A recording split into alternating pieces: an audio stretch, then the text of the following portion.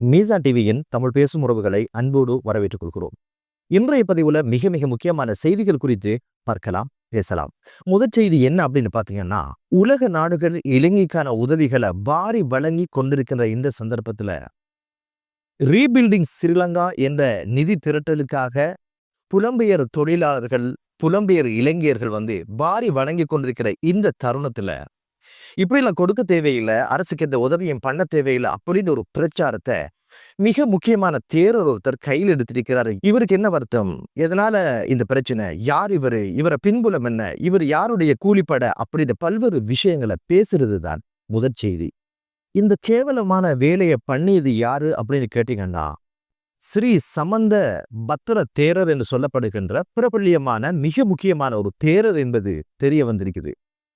இவர் என்னென்ன விஷயங்களை முன்வச்சாரு, விமர்சனங்களை முன்வச்சாரு அப்படின்னு கேட்டீங்கன்னா, இந்த அரசுக்கு நிதி உதவி எதையும் செய்ய தேவையில்லை, இந்த அனர்த்தத்துல இருந்து நாட்டை மீட்டு எடுக்க இந்த அரசுக்கு இயலுமை கிடையாது, அதற்கான சரியான தலைவர் கிடையாது, அப்படியான ஒரு தலைவரை நான் பார்க்கல, அரசு ஃபெயில் மட்டும் இல்ல, அரசனுடைய தலைவர் அதுக்கு ஆரோக்கியமானவராக இல்ல, தலைவன் வேலை செய்யறவன் இல்ல, ஓர்டர் பண்றவன், இவரு ஆங்காங்க பித்து வேலை செய்யறாரு, இவருக்கான இயலுமை கிடையாது, கைவாரதான் அடிக்க முடியுமே தவிர இவங்களால எதையும் செய்ய முடியாது, செய்கின்ற இயலுமை இந்த அரசுக்கும் கிடையாது, செய்கின்றவர்கள் அரசு உள்வாங்கவும் கிடையாது, மக்கள்ல பணத்தை சேர்த்து எதுக்கு மக்களுக்கு நீங்க நிவாரணம் கொடுக்கணும், அதை நீங்களே உட கட்சியிலிருந்து பண்ணலாமே என்ற பல்வேறு காட்டசாட்டமான விமர்சனங்களை, உப்புச்சப்பு இல்லாத விமர்சனங்களை முன்வச்சாரு.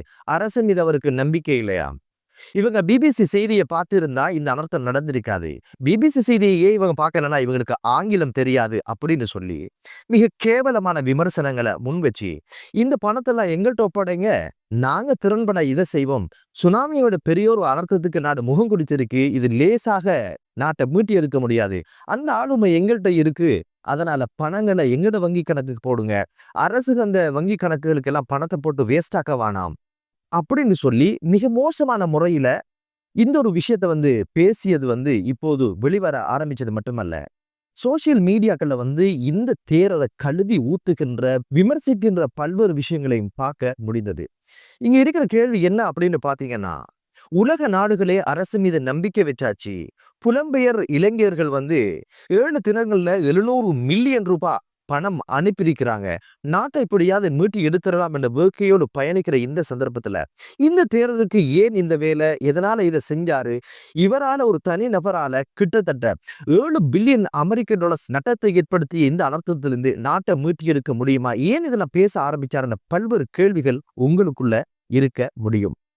இவர் நானும் ஒரு பணி ஆரம்பிச்சிருக்கிறேன், இதுக்கான பணம் தேவை, மக்கள் இதுக்கு வாரி வழங்கலாம் என்று சொல்லி இருந்தா ஆரோக்கியமான விஷயம், இது எல்லாருமே பண்றாங்க, ஒவ்வொரு ஊராக ஒவ்வொரு சொசைட்டிகளும் செய்யுது, இந்த ஒரு விஷயத்த அப்படி பேசியிருந்தா ஆரோக்கியமானது. ஆனா இவரு அரசாங்கம் தகுதி இல்லாத ஒரு ஜனாதிபதி, தகமை இல்லாத ஜனாதிபதி, ஆளுமை இல்லாதவங்க, அனுபவம் இல்லாதவங்க, இவங்களால இது செய்ய முடியாது என்ற ஒரு விமர்சனத்தை ஏன் வச்சாரு அப்படின்னு கேட்டீங்கன்னா, இவரை பத்தி தேடி பார்க்கறதுல மஹிந்த ராஜபக்ஷ அவர்களுடைய ஆதரவாளர் என்று சொல்வதை விட அவருடைய ஒரு பக்தன் அப்படின்னு சொல்லலாம்.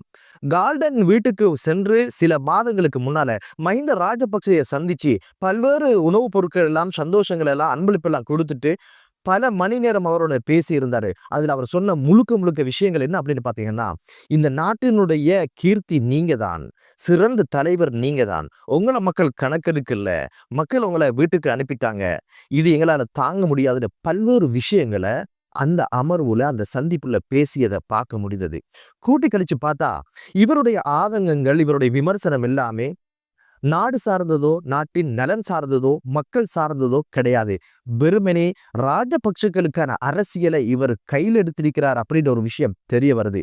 இந்த அழகான தேசம் இவ்வளவு தூரம் மோசமாக காரணமே இது போன்ற தேரர்கள் இப்படியான கைங்காரியங்களை செய்தது என்பது தெரிய வந்திருக்குது. உபகாரம் செய்யாட்டி பரவாயில்ல, உபத்திரம் செய்யக்கூடாதுன்னு சொல்லுவாங்க இல்லையா, இவங்களெல்லாம் ஓரமா பத்திரமா உட்கார்ந்தாலே போதும், நாடு வளமாக மாறுவதற்கான காரணமாக இருக்கும் என்பதுதான் மீசான் டிவியினுடைய வினயமான ஒரு வேண்டுதல். இவருடைய செய்தி இப்படி இருக்க, சீலரத்ன தேரருக்கும் கொஞ்சம் வருத்தம் வர ஆரம்பிச்சிருக்கு. அவரு பல்வேறு விமர்சனங்களை இப்ப முன்வைக்க ஆரம்பிச்சிருக்கிறார். அவரு என்ன சொல்றாரு அப்படின்னு கேட்டீங்கன்னா, உங்களுக்கு தெரியும். இந்த அனர்த்தத்துக்கு பிற்பாடு முதலாவதாக கை கொடுக்க ஓடி வந்தது இந்திய அரசு. அதனுடைய மீட்பு பணியாளர்களை அனுப்பி வச்சாங்க. பாகிஸ்தான் பங்குக்கு வந்தாங்க. துபாய் அதனுடைய மீட்பு குழுக்களை மட்டும் இல்ல, உதவித்தொகைகள் எல்லாம் அனுப்பி வச்சது. இவர் கேட்கிற கேள்வி என்ன அப்படின்னு பாத்தீங்கன்னா, யார் யாரோ வாராங்க, அவங்களோட வேலையை செய்யறாங்க, அவங்களா போறாங்க, இவ்வளவு குயிக்க எப்படி இதுக்குள்ள வந்தாங்க, இவங்களுக்கு என்ன தேவை இருந்தது, இவங்களை யார் பாக்குறாங்க, யார் வர சொன்னாங்க, யார் விசா கொடுத்தாங்க, முறையாக இதெல்லாம் நடந்ததா, பாதுகாப்பு என்பது பூஜ்ஜியமா போச்சு அப்படின்னு சொல்லி ஒரு பொருளிய கிளப்ப ஆரம்பிச்சிருக்கிறாரு இந்த சீலரத்ன தேரர். ஒரு அனர்த்தத்தின் போது வெளிநாட்டு மீட்பாளர்கள், வெளிநாட்டு உதவியாளர்கள், மீட்பு வீரர்கள் ஒரு நாட்டுக்குள்ள வர்றதுக்கான பொறிமுறை தெரியாமல இதை விமர்சிக்கிறார் கேள்வியும் விட ஆரம்பிச்சது. உண்மையிலே எல்லா விஷயங்களும் பக்காவாக சரியாகத்தான் நடந்திருக்கிறது தெரிய வருது. இவருக்கு இருக்கிற கேள்வி என்னடா, இவ்வளவு குயிக்கா எப்படிதான் நாட்டுக்குள்ள வந்தாங்க, யாரு விசா கொடுத்தாங்க அப்படின்னு ஒரு கேள்விதான். இப்படி அனர்த்தங்கள் ஏற்படும் பொழுதோ எப்படியான பொறிமுறைகள் கையாளப்படுது அப்படின்னு கேட்டீங்கன்னா, முதல்ல எமர்ஜென்சி விசா அப்படின்னு ஒரு திட்டம் இருக்குது. உடனடியாக அரசு அந்த விசாவை வழங்கி உடனடியாக குறித்த நாட்டுக்கு அனுப்பி வைப்பாங்க. மனிதாபிமான விசா இதுவும் துரித கதியில எடுத்துக்கொண்டு அந்த அனர்த்தம் நடந்த நாட்டுக்குள்ள பிரவேசிப்பாங்க. விசா இல்லாமலும் போவதற்கான ஒரு சட்ட ஏற்பாடும் இருக்குது. அது என்ன அப்படின்னு கேட்டீங்கன்னா, அண்டை நாடாக இருந்துட்டா, பக்கத்து நாடாக இருந்தா அந்த நாடு ஒரு கடிதத்தை கொடுத்து பாஸ்போர்ட்டை மட்டும் அவங்களோட அனுப்பி வைக்கும். இப்படியான பொறிமுறைகளுக்கு இணங்கத்தான் இந்த ஒரு விஷயம் நடந்திருக்குது. காரணம் என்ன அப்படின்னு பாத்தீங்கன்னா, மீட்பு பணிகள் 72 மணி நேரத்துக்குள்ள நடந்தால் மட்டும்தான் உயிரோடு அந்த மனிதர்களை காப்பாற்றலாம். அது மட்டுமல்ல, சர்வதேச நிறுவனங்களோட ஒவ்வொரு நாடும் செய்து கொண்ட உடன்படிக்கைக்கு ஏற்ப துரித கதியில் இவைகள் செயற்படுத்தப்படுவதாக தெரிய வருது. இப்படி சர்வதேச நிறுவனங்களோட உடன்படிக்கையில் செய்ததுக்கு இணங்க அனைத்து நாடுகளும் மனிதாபிமான அடிப்படையில உயிரை பணைய வச்சு உள்ள பணி செய்கின்ற ஒரு சூழலை உலக கட்டமைப்புல பார்க்க முடிந்தது. ஏன் இந்த ஒரு விஷயம் இந்த தேர்தலுக்கு தெரியல, தெரிஞ்சு கொண்டு ஒரு அரசியல் காய் நகரத்தில் இவர் ஆரம்பிச்சிருக்கிறார் என்ற கேள்வியும் எழ ஆரம்பிச்சிருக்கு. 3 தினங்களுக்கு பின்னால கூட 3 உயிர்களை மீட்பு பணியாளர்கள் கண்டுபிடிச்சாங்க. துரித கதியில் அவங்களால செயல்பட்டதுனால அது முடிஞ்சது. ஐக்கிய அரபு அமீரகத்திலிருந்து வந்த மீட்பு குழுவினர் ரம்புக்கல பகுதியில 10 சடலங்களை மீட்டாங்க. நேற்று தினம் 8 சடலங்களை மீட்டாங்க. இவங்களோட பணி தேவையா இல்லையா அப்படின்னு ஒரு விஷயத்த பாதிக்கப்பட்டவங்களை கேட்டா தெரியும். ஒரு மனிதனுக்கு கிடைக்கிற கௌரவம், ஆத்மா திருப்தியும் என்ன தெரியுமா? தமது இறந்த உறவுகளை இறுதி சடங்குகள் செய்து புதைக்கிறது தான் மிகப்பெரிய ஒரு கௌரவமாகவும் ஆத்மா திருப்தியா பாக்குறாங்க. அது கூட அந்த சமூகத்துக்கு கிடைக்கலன்னும் போது அந்த உடம்புகளை தேடி கொடுக்கறவங்களை எப்படி அந்த மக்கள் பாக்குறாங்கன்றது அதனுடைய பயனை பாதிக்கப்பட்டவங்கள்ட்ட கேட்கணும். ஓசி சொத்துல நல்லா சாப்பிட்டு கொழுப்பு இருக்கிறவங்கள்ட்ட மைக்கேல் நீட்டினா இப்படித்தான் பேசுவாங்க. இருக்கிற மனவேதனை என்ன அப்படின்னு பாத்தீங்கன்னா, வெள்ளம் வந்துச்சு, உயிர்களை காவு கொண்டது, உடைமைகளை கொண்டு சென்றது என்றதுதான் செய்தியாக இருந்தது. ஆனா உயிரோடு இருக்கிறவங்களோட மனசாட்சியம் கொண்டு சென்றது அப்படின்னு ஒரு விஷயம் இப்போது தெரிய வந்திருக்குது. துபாய் நாட்டினுடைய மோப்பனாக்கி, இந்தியாவினுடைய மோப்பனாக்கி, பாகிஸ்தானுடைய மோப்பனாக்கி இருக்கின்ற மனிதாபிமானம் இது போன்ற மனிதர்களுடைய உள்ளங்கள்ல இல்லாம போனது எப்படி அப்படின்ற கேள்வியும் எழ ஆரம்பிச்சிருக்கு. என்னதான் இருந்தாலும் இதுக்கு பின்புலமாக மிகப்பெரிய ஒரு அரசியல் காய் நகரத்தில் இருக்குது அப்படின்னு தெரிய வருது. என்ன காரணம் அப்படின்னு பாத்தீங்கன்னா, ஏதோ ஒரு வகையில அரசு விழணும், பொருளாதார பிரச்சனை வரணும், மக்களுக்கு அரசு மீது அவநம்பிக்கை வரணும், மக்களுக்கு அதிருப்தி வரணும், எப்படியாவது ஆட்சியை பிடிச்சிடலாம் என்ற ஒரே ஒரு வேட்கைதான், எப்படியாவது ராஜபக்சங்களை ஆட்சிக்குள்ள கொண்டு வந்துடலாம் அப்படின்றது ஒரு வேட்கைதான் இப்போது இந்த தேர்தலுக்கு எழுந்திருக்கோ என்னவோட கேள்வி எழ ஆரம்பிச்சிருக்குது. ஒரு செய்தி பார்க்க கிடைச்சது.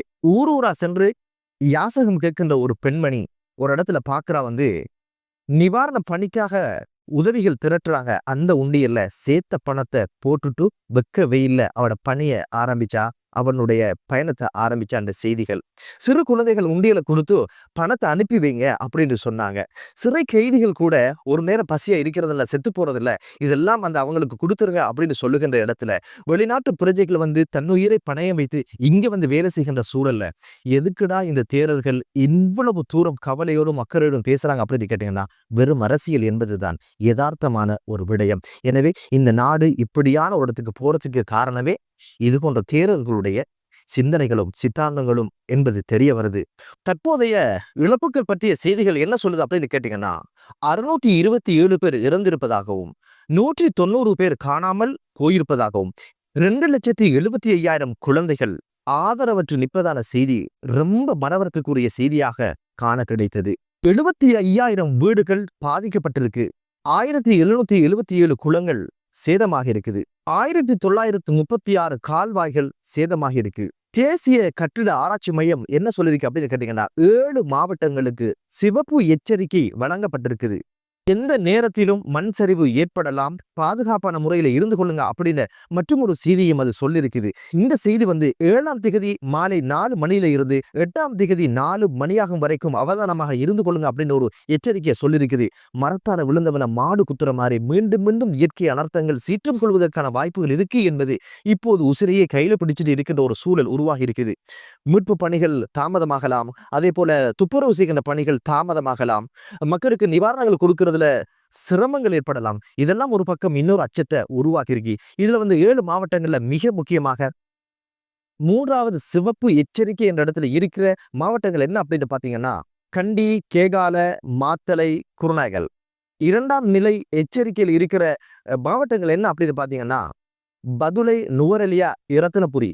1ஆம் நிலை மண் சரிவு எச்சரிக்கை விடுக்கப்பட்டிருக்கிற மாவட்டங்கள் என்ன அப்படின்னு பாத்தீங்கன்னா காலி, கம்பஹா, மொனராகல ஆகிய மாவட்டங்கள் அந்த இடத்துல இருக்கிறத பார்க்க முடியுது.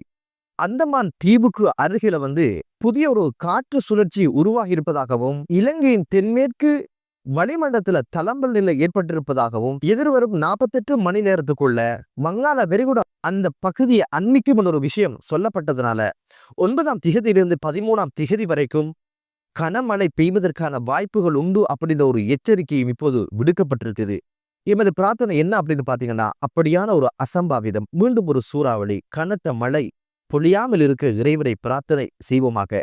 என்னதான் இருந்தாலும் இறைவன் துணையால், மனிதநேயம் கொண்டவர்களுடைய உதவியினால் நிச்சயமாக நாடு மீளெழுச்சி பெறும். எனவே இந்த நாடு மீளெழுச்சி பெற இறைவனை பிரார்த்தித்து மற்றொரு காணொளியில் உங்கள் அனைவரையும் சந்திக்கும் வரை விடைபெறுகிறேன். நன்றி.